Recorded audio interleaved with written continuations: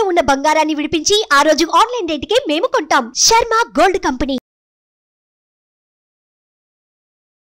అందరికీ నమస్కారం. ముందుగా ప్రేక్షకులందరికీ క్రోధినామ సంవత్సర ఉగాది పండుగ శుభాకాంక్షలు. అయితే ఉగాది పండుగ అనగానే మనందరం కూడా ఈ సంవత్సరం మొత్తం మన రాశి ఫలాలు ఎలా ఉన్నాయి, ఈ సంవత్సరంలో మనకి ఆదాయం ఎంత ఉంది, వ్యయం ఎంత ఉంది, ఇవన్నీ కూడా డీటెయిల్డ్గా తెలుసుకోవాలని చాలా ఇంట్రెస్ట్గా వెయిట్ చేస్తూ ఉంటాం కదా. అయితే ఈ ఉగాది రాశి ఫలాలు మనకి డీటెయిల్డ్గా ఇన్ఫర్మేషన్ ఇవ్వడం కోసం మనతో ఉన్నారు ప్రముఖ జ్యోతిష్య వాస్తు పండితులు, జ్యోతిష్య వాస్తు శిక్షణ నిపుణులు, ప్రముఖ ఆధ్యాత్మికవేత్త, లలిత ఉపాసకులు బ్రహ్మశ్రీ నానాజీ పట్నాయక్ గురువు గారు. మరి పూర్తి వివరాలు గురువుగారు వాటిలో అడిగి తెలుసుకుందాం. నమస్కారం గురుగారు. శ్రీమాత్రే నమః. గురుగారు, మరి ఈ క్రోధినామ సంవత్సరంలో ధనుస్సు రాశి వారికి ఆదాయం వ్యయం ఎలా ఉన్నాయి, రాజపూజ్యం అవమానం ఎలా ఉన్నాయి, డీటెయిల్డ్ గా వివరించండి. తప్పకుండా అమ్మా. ఈ ధనుసు రాశి వారికి మనం పంచాంగాన్ని చూసుకున్నట్లయితే 11-5 ఉంది. అంటే 11 ఆదాయము, 5 ఖర్చు. సో బాగుందని చెప్పుకోవాలి. అదేవిధంగా రాజపూజ్యం అవమానం కూడా తీసుకున్నట్లయితే 7 మరియు 3గా చూపిస్తుంది. 7-3. ఓకే. అయితే ఈ ఆదాయము, వ్యయము, రాజ్యపూజ్యం, అవమానం బ్యాలెన్స్డ్గానే ఉంది. అంటే ఏది ఎక్కువ ఉండాలి అది ఎక్కువ, తక్కువ ఏది ఉండాలి తక్కువ ఉంది. కాబట్టి నో నీడ్ టు వరీ. అయితే ఇందులో వీరికి ధనస్సు వారికి కనుక చూసుకుంటే సహజంగా కూడా లగ్నాధిపతి చూడ్డానికి 6లోకి వెళ్తున్నాడు, కానీ ధనస్థానం మీద దృష్టి ఉంది. అంటే ఏంటి, ఫైనాన్షియల్ గ్రోత్ గోచారరీత్యా గ్రహం కూడా అనుకూలిస్తుంది. అదేవిధంగా ఇక అంటే ఉగాది రాకముందు నుంచే కొంతవరకు మనం ఫిబ్రవరి, మార్చ్ మాసాల నుంచే కొంచెం ఫిబ్రవరి, మార్చ్, ఏప్రిల్ ఈ మాసాల్లో రవి, శని, కుజుడు ఇవి కలయికలు ఉన్నాయి. దీనివల్ల ఏంటి, కొంచెం వీళ్ళకి సెకండ్ లార్డ్ మీద కాంబినేషన్ కాబట్టి, 3వ స్థానం మీద ఉండే గ్రహాల స్థితి కాబట్టి ధనస్సు వారి ముఖ్యంగా సహోదర వర్గంతో కమ్యూనికేషన్ చేసేటప్పుడు, ఏదైనా అగ్రిమెంట్స్ రాసేటప్పుడు, మాట్లాడుకునేటప్పుడు, ఒక మెయిల్ పంపించేటప్పుడు కొంత జాగ్రత్త వహించాలి. చూసుకున్నట్లయితే వ్యాపార లాభాలు చక్కగా ఉంటాయి వీరికి. ఎందుకు అంటే ఈ లాభస్థానం ఏదైతే ఉందో కొంత ఫ్రూట్ఫుల్గా ఉంటుంది. అలాగే రియల్ ఎస్టేట్ మూలంగా ధనయోగాలు, బయట దేశాల్లో పిఆర్ అంటారు, అంటే పర్మనెంట్ రెసిడెన్సీ లేకపోతే గ్రీన్ కార్డ్ హోల్డర్ రిలేటెడ్ సంబంధించినవి వీళ్ళు ప్రయత్నం చేసినట్లయితే సక్సెస్ అవుతుంది. ఎందుకు అంటే 4వ స్థానం అంటారు, అంటే రెసిడెన్షియల్, అంటే ఒక దగ్గర స్థిరంగా ఉండేటువంటి స్థానంలో రాహు ఉన్నాడు. కాబట్టి విదేశాలకు వెళ్ళి స్థిరపడడానికి చాలా అనుకూలంగా ఉంది. కాకపోతే ఇక్కడ వీళ్ళకి వచ్చిన చిక్కు ఏంటంటే ఈ దశమాధిపతి మార్చ్, ఏప్రిల్ మాసాల్లో నీచి పొందుతున్నాడు. ఈ సంవత్సరం మార్చ్, ఏప్రిల్ మాసాల్లో. ఎందుకంటే మనకి ఉగాదికి ముందు నుంచే కూడా ఈ ప్రభావం ఉంది. అదేవిధంగా దశమంలో కేతు ఉన్నాడు వీళ్ళకి. అందుకని వీళ్ళు ప్రధానంగా జాగ్రత్త తీసుకోవాల్సిన అంశం ఏమిటి అంటే మధ్యవర్తి మాటలు విని ఉద్యోగ సంబంధించిన విషయంలో తొందరపాటు నిర్ణయాలు తీసుకోకూడదు. అంటే ఎలా అంటే చెప్తాను చూడండి. దశమంలో బుధరాశుల్లో కేతు ఉన్నప్పుడు ఏం జరుగుతుంది అంటే, ఇప్పుడు చూడండి కొన్ని ఆఫీసెస్లో నిజంగానే బాస్ ఏమి వీళ్ళ ఉద్యోగం తెద్దామని అనుకోడు. పక్కనున్న కొలిక్ ఏదో చెప్తాడు, అయ్యో నిన్న మీటింగ్లో ఏం జరిగిందో తెలుసా, నీ జాబ్ కొంచెం డౌట్గా ఉంది అంటాడు. బాస్ దగ్గరికి వెళ్ళి ఏం చెప్తాడు ఆ వ్యక్తి కొంచెం మానేసేటట్టు ఉన్నాడండి, నాకు ఎందుకో డౌట్ ఉంది అంటాడు. బాస్ ఏమనుకుంటాడు, మీరు మానేసకుండా మనం తీసేయడం బెస్ట్ కదా అని ముందే తీసేస్తాడు. మధ్యలో వాళ్ళు ఇది చేయడం వల్ల ఈ వ్యక్తి ఏమనుకుంటాడు, ఈ ఫ్రెండ్ చెప్పింది కరెక్టే, తీసేద్దాం అనుకున్నాడు కాబట్టి తీసాడు అనుకుంటాడు. అందుకని మధ్యలో వాళ్ళ మాటలు వినకుండా అలాంటిది ఏదైనా అనిపిస్తే వెంటనే బాస్తోనే మాట్లాడుకోవడం బెస్ట్. డైరెక్ట్గా సార్ ఇట్లా అనుకుంటున్నారు, నాకు తెలుసుకోవాలని ఉంది, is it correct or not. లేకపోతే ఏమవుద్ది, ఈ మధ్య వాళ్ళు ఎందుకు చేస్తారంటే వాళ్ళ ఫ్రెండ్స్కి ఎవరికైనా ఉద్యోగం వేయించాలనుకోండి, అలా చేయించి సార్ మా ఫ్రెండ్ ఉన్నాడు ఆల్రెడీ మంచి టాలెంటెడ్ పర్సన్ అంటే బాస్ ఏమంటాడు, వెంటనే ఎత్తుక్కోవడం ఎందుకులే, సరే పంపించేయండి అంటారు.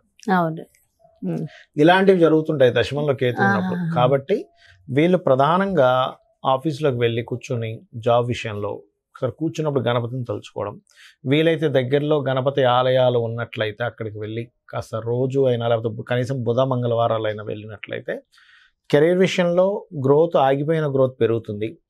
కొత్తగా ఏదైనా జాబ్ రావాలనుకునే వాళ్ళకి వస్తుంది, పోవాల్సిన జాబ్ కూడా అవుతుంది ఇది చేయడం ద్వారా. ఇంకా ఏదైనా లలిత సహస్రనామాల్లో కావాలంటే మొదటి నామం ఓం శ్రీమాత శ్రీ మహారాజ్ని శ్రీమత్ సింహాసనేశ్వరి నమః చేసుకుంటే బాగుంటుంది. అదేవిధంగా కొంచెం వ్యాపారాల్లో లాభాలు అయితే బాగుంటాయి, అందులో ఎటువంటి సందేహం లేదు. ఇన్వెస్ట్మెంట్స్ విషయంలో చాలా బాగుంటుంది ఈ సంవత్సరం మే నుంచి ప్రత్యేకంగా. ఎందుకంటే 12వ స్థానం మీద గురువు దృష్టి ఉన్నందుకు ఇది ఇన్వెస్ట్మెంట్ స్థానానికి బాగుంది, విదేశాలకు వెళ్ళడానికి అనుకూలిస్తుంది. తండ్రి గారి ఆస్తికి సంబంధించిన విషయంలో ఏదైనా కోర్టు వ్యవహారాలు, కోర్టు గొడవలు ఉన్నట్లయితే అవి క్లియర్ అవ్వడం కూడా జరుగుతుంది వీరికి. ఇటువంటివన్నీ కూడా బ్రహ్మాండంగా చూపిస్తున్నాయి. అయితే ఇక్కడ సంతానం కోసం ప్రయత్నం చేసేటువంటి వారు మే లోపలే ఏదైనా ప్రయత్నం చేయాలి. మే తర్వాత కూడా చేయొచ్చు, తప్పేం లేదు. కాకపోతే ఏంటంటే కొంచెం బలం అనేటువంటిది అక్కడ కాస్త ఎక్కువగా చూపిస్తుంది. ఇక వీరు చేయవలసిన దేవతారాధన లక్ష్మీ నరసింహస్వామి ఆరాధన కనుక చేసుకున్నట్లయితే అన్ని విధాలా బాగుంటుంది. ఓవరాల్ గా ధనుసు రాశి వారికి కాస్త ఇబ్బందికర వాతావరణం ఉన్నప్పటికీ చక్కటి రెమెడీస్ మంచి, ఎందుకంటే ఆదాయం రాజపూజ అవమానం కూడా బాగానే ఉంది కాబట్టి అసలు ఇబ్బంది పడాల్సిన అవసరం లేదు. అండ్ మీరు ఇచ్చిన రెమెడీస్ కూడా ఫాలో అయితే మరింత బాగుంటుంది. ఉద్యోగ విషయంలో ఒక్కటి జాగ్రత్తగా చూసుకుంటూ ఉంటే సరిపోతుంది. మిస్కమ్యూనికేషన్స్ వల్ల అది కూడా చూసుకుంటే సరిపోతుంది. చాలా చక్కగా వివరించారు గురుగారు. అయితే ప్రపంచ వ్యాప్తంగా, దేశ వ్యాప్తంగా మొత్తం ఎలా ఉండబోతుంది అంటారు ఈ సంవత్సరం? క్రోధినామ సంవత్సరానికి అధిపతి ఎవరు, అంటే ఈ సంవత్సరానికి రాజు ఎవరు అనేటువంటి తీసుకుంటే కుజుడు అవుతాడు. కుజుడు అంటే ఫైటింగ్, గొడవలు, ఉద్యమాలు, యుద్ధాలు, వీటికి కారకుడు అనమాట కుజుడు. అందుకని అటువంటి వాతావరణం కనిపిస్తుంది. అయితే లక్కీ ఏంటంటే కాలసర్ప దోషం నుంచి గురువు బయట ఉన్నాడు, అది కొంత సేఫ్ ఇస్తుంది. బట్ ఏదైనా కానీ కొంచెం యుద్ధ సంబంధంగా, అంటే రాజులకి ఇప్పుడు చూడండి అప్పటిదాకా అక్కర్లేదు, మనకి ఫిబ్రవరి నుంచే స్టార్ట్ అయింది దాని ప్రభావం. ఎందుకంటే ఈ రవి మనం జనవరిలో మనం చెప్పుకున్నప్పుడు కూడా చెప్పుకున్నాం, కొంచెం ఈ సమయంలో కొంచెం ఈ బాంబు పేలుళ్ళని, లేకపోతే ఈ గొడవలని, కొంచెం ఈ యుద్ధ నౌకల్ని ట్రాప్ చేయడం అని, లేకపోతే అంటే నౌకా దళాల మీద, లేకపోతే నౌకల మీద, అంటే జలరాశుల్లో కుజుడు శని ఉన్నారు కాబట్టి నౌకల మీద అంటే దాడి చేయడం, దాన్ని హైజాక్ చేయడం లాంటివి ఉంటాయని చెప్పుకున్నాం లాస్ట్. అట్లాంటివే జరిగింది ఈ మధ్య అంతా కూడా. అంటే ఏమిటి, ఈ సంవత్సరం ప్రత్యేకంగా కొంతవరకు ఈ యుద్ధ సంబంధించినటువంటి ఈ మనం ఊహించినటువంటి మార్పులు అనేకమైన జరుగుతాయి. అంటే అసలు లాస్ట్ మినిట్ వరకు ఇది మారదు, ఇలాగే జరుగుతుంది అనుకుంది, అది సడన్ గా మార్పు వచ్చేస్తుంది. అసలు ఎవరు ఎక్స్పెక్ట్ కూడా చేయరు, అసలు ఇలా జరుగుతుందా, ఇలాంటివి కూడా జరుగుతుంది అసలు ప్రపంచంలో అన్నట్టుగా జరుగుతుంది. అన్ని మార్పులు ఏదైనా కావచ్చు. అంటే టెక్నికల్ గా హై లెవెల్లో మార్పులు చూస్తాము, రాజకీయంగా హై లెవెల్లో మార్పులు చూస్తాము, గుర్తుపెట్టుకోండి. అసలు మోసాల లెవెల్లో కూడా హై లెవెల్లో మార్పులు చూస్తాం.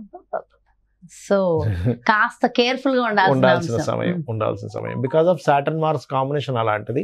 అందులో పర్టికులర్ గా మే వరకు ఈ జాగ్రత్తలు తీసుకోవాలి, మెయిన్గా మే వరకు. అదొకటి.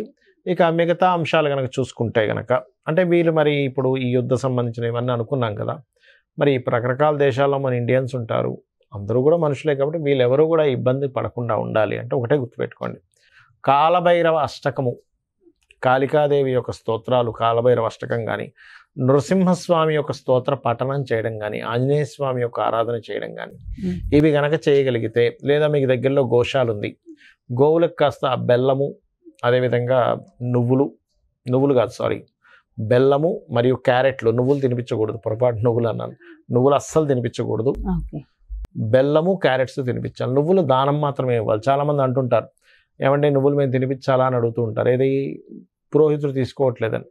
ఎందుకంటే అమ్మ అది ఏదైనా మనకి ప్రెగ్నెన్సీతో ఉందనుకోండి, దాని ప్రెగ్నెన్సీ ఇచ్చినవ్వడం వల్ల మరింత దోషం ఏర్పడుతుంది. కాబట్టి ఇది జాగ్రత్త తీసుకోవాలి.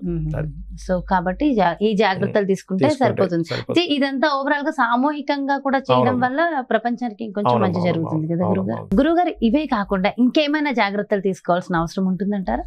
జాగ్రత్తలు అంటే ఏం లేదమ్మా, ఒకటి గుర్తుపెట్టుకోండి, నేను చెప్పేది ఒకటే, మనకి ఎప్పుడైనా సరే గ్రహస్థితిలో ఎలాగున్నా, అంటే మన జాతకం ఎలా ఉంది, వాస్తు ఎలా ఉంది, ఇవన్నీ ఎలాగున్నా, నేను చెప్పేది ఒకటే, అమ్మవారిని గనక మనం ఆశ్రయించినట్లయితే ఇవన్నీ కూడా పక్కకు పోతాయి. అయితే మరి ఈ శాస్త్రం ఎందుకు ఇచ్చింది అమ్మవారు? ఈశ్వరుడే స్వయంగా కూడా జ్యోతిష్ శాస్త్రాన్ని ఇచ్చాడు కదా, మనం చెప్పుకుంటూ ఉంటాం కొన్ని వాటిల్లో మహర్షుల ద్వారా మనకు అందించాడని. మరి ఆ పరమేశ్వరుడు ఎందుకు అందించాడంటే మనకు ఒక జాగ్రత్త చూసుకోవడానికి, ఒక రూట్ మ్యాప్ లాగా మనం ఒక తయారు చేసుకుంటున్నాం.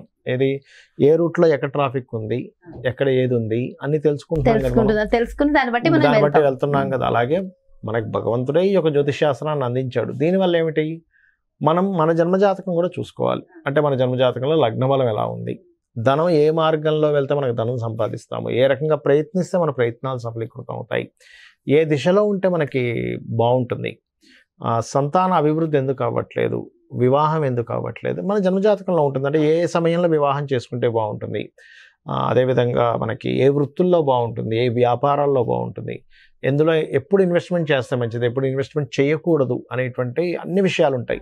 మీకు అనిపిస్తుంది మరి ఇవి అన్నీ మన జన్మజాతకంలో ఉంటాయి, మనం మరి ఈ గోచార ఫలితాలు ఇవన్నీ ఎందుకు చెప్పుకుంటున్నాం అంటే ఒకటే గుర్తుపెట్టుకున్నామా, ఇప్పుడు మీరు షూటింగ్కి వచ్చారు కదా, నార్మల్గా మీ ఇంటి నుంచి ఇక్కడ 40 నిమిషాలు అనుకోండి కార్లో రావడానికి, అదే ట్రాఫిక్ జామ్ అయితే కదా. అంటే ఏమిటి, గంటలోనో 40 నిమిషాల్లోనో వస్తాననేది మీరు ఏం చెప్తారు, గంటన్నర పడుతుందండి అంటారు.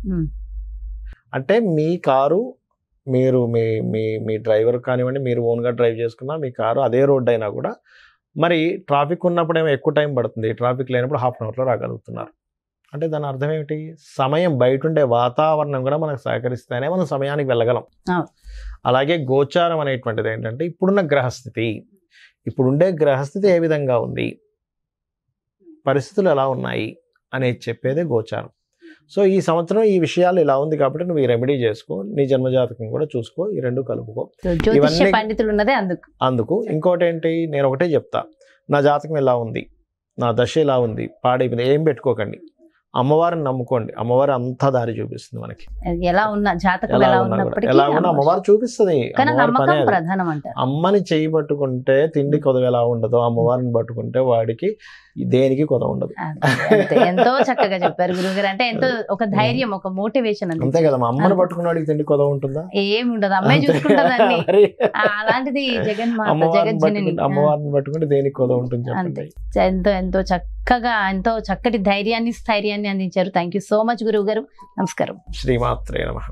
సో చూసారు కదండి, మరి ఇది క్రోధినామ సంవత్సరంలో మీ యొక్క రాశి యొక్క ఫలితాలు పూర్తిగా ఎంతో చక్కగా వివరించారు కదా గురువు గారు. మరో చక్కటి ప్రత్యేకమైన కార్యక్రమంతో మళ్ళీ మీ ముందుకు వచ్చేస్తాను. మరి అదేవిధంగా మీ యొక్క జాతకానికి సంబంధించి కానీ, లేదంటే మీ ఇంటి వ్యాపార వాస్తుకు సంబంధించి కానీ గురువు గారిని సంప్రదించాలి, అపాయింట్మెంట్ కావాలి అనుకుంటే క్రింద డిస్ప్లే అవుతున్నటువంటి నెంబర్స్ కి కాల్ చేయండి. నమస్కారం. సుమన్ టీవీలో మీ పర్సనల్ అండ్ బిజినెస్ ప్రమోషన్స్ కోసం కింది నెంబర్ కి కాంటాక్ట్ చేయండి.